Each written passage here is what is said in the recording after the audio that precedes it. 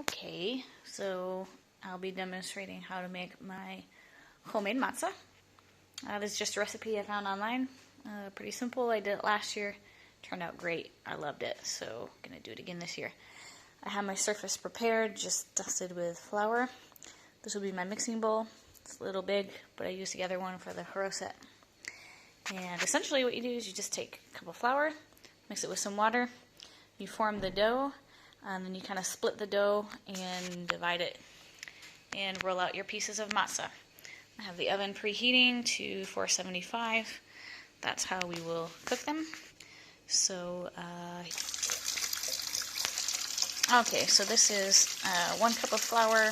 The recipe called for 1/3 of a cup of water or more as needed, and I definitely added more. I probably added closer to a cup of water.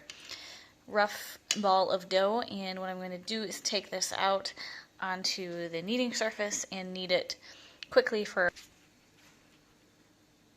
Alright, there is my ball of dough. It's nice and smooth now, and essentially what you do is you divide this into 4 pieces, and then you'll divide it in each of those pieces in half again, so you have 8 pieces, and then that's what we're going to roll out. So I'm going to have to treat my surface again because I used up all the flour, and also treat the rolling pin so it doesn't stick to the...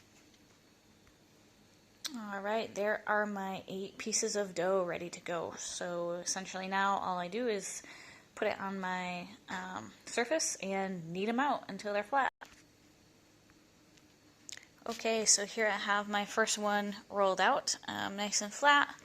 It's not perfectly round. These are not perfect matzahs, but they're homemade.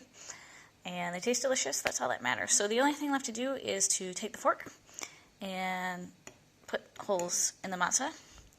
Now, this does 2 things. First, it prevents it from rising. So this is unleavened bread. We want it to stay that way. But also, since we are doing a Messianic Seder tonight, this kind of represents the broken body of Yeshua, the Messiah, as he went to the cross as our Passover lamb. So I just need to repeat this step with the remaining 7 pieces. I have my pan in the oven preheating, so once that's preheated, I will put the pieces on the pan, and then they just go in really quick, a couple minutes on each side. They're thin, so it doesn't take long, and they'll be nice and brown. Take them out, wipe them with a little bit of olive oil and put some salt, and there you go. You have homemade